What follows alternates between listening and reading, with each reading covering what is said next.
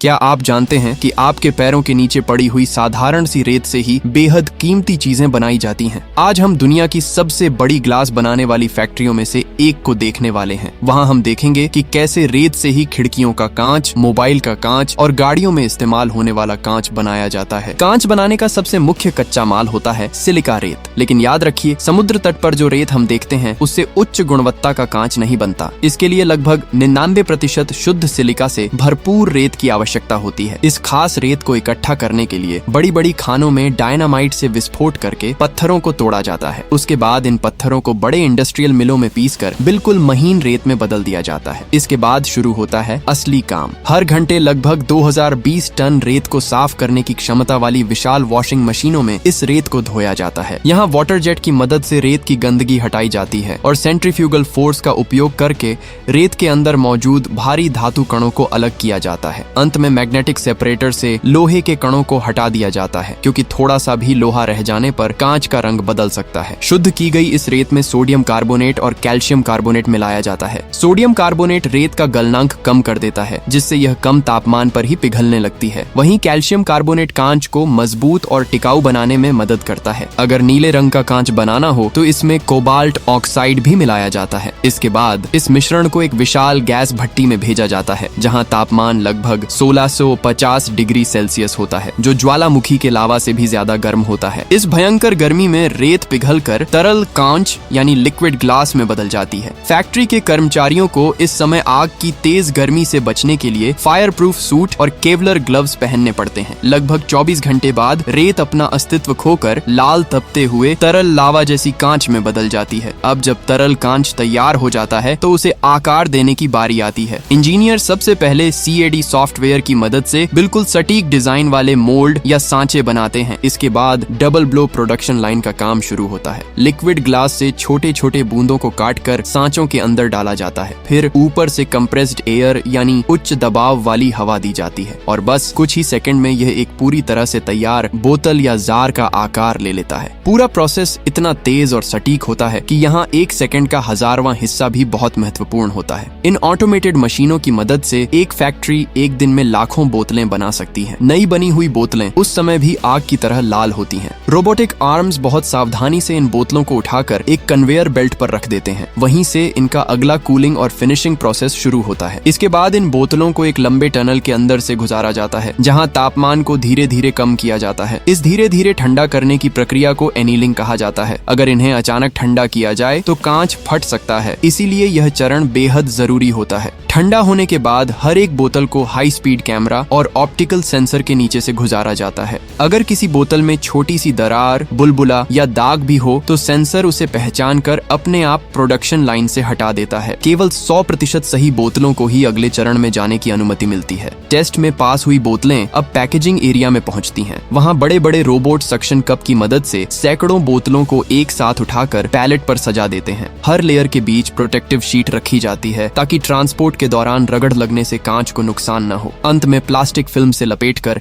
इन बॉक्सों को जहाज या ट्रक में लोड करने के लिए तैयार किया जाता है। बड़ी बड़ी फैक्ट्रियों में कांच का एक भी टुकड़ा बेकार नहीं जाने दिया जाता। पुराने या टूटे हुए कांच के टुकड़ों को इकट्ठा करके फिर से नई रेत के साथ मिला दिया जाता है। रिसाइकल किए गए कांच के इस्तेमाल से बिजली की खपत भी काफी कम हो जाती है और पर्यावरण की भी रक्षा होती है। आप जानकर हैरान रह जाएंगे कि इंसानों ने कांच को जानबूझकर नहीं खोजा था, बल्कि यह गलती से खोजा गया था। माना जाता है कि आज से लगभग 2300 साल पहले, यानी यीशु मसीह के जन्म से करीब 300 साल पहले, प्राचीन मिस्र के लोग आग के पास सोडियम कार्बोनेट मिली रेत को गर्म कर रहे थे। तभी उन्होंने देखा कि वहां एक अजीब सा पारदर्शी और कठोर पदार्थ बन गया है। यही इंसानों द्वारा बनाया गया पहला कांच था। इसके अलावा जब ज्वालामुखी का लावा बहुत ज्यादा दबाव में पत्थरों को पिघला देता था या रेगिस्तान की रेत पर तेज बिजली गिरती थी, तब भी प्राकृतिक रूप से एक तरह का कांच बन जाता था। इसे ऑब्सीडियन कहा जाता है। प्राचीन लोग इसी से तेज हथियार और गहने बनाया करते थे। तभी से कांच हमारे जीवन का एक अहम हिस्सा बन गया है। अगली बार जब आप किसी गिलास में पानी पिए या अपने स्मार्टफोन की स्क्रीन को छुए तो एक बार जरूर सोचिएगा कि कैसे आग की भयानक गर्मी को सहकर साधारण सी रेत आपके हाथ तक पहुंची है। क्योंकि बाहर से कांच चाहे जितना साधारण लगे, उसके पीछे विशाल फैक्ट्रियां, भयानक तापमान, आधुनिक मशीनें और इंसानों के अनुभव भरे हाथों की मेहनत छिपी होती है। आज की वीडियो यहीं खत्म होती है, लेकिन अब तक फैक्ट टू फ्यूजन का कौन सा एपिसोड आपको सबसे ज्यादा पसंद आया है, ये हमें कमेंट में जरूर बताइए।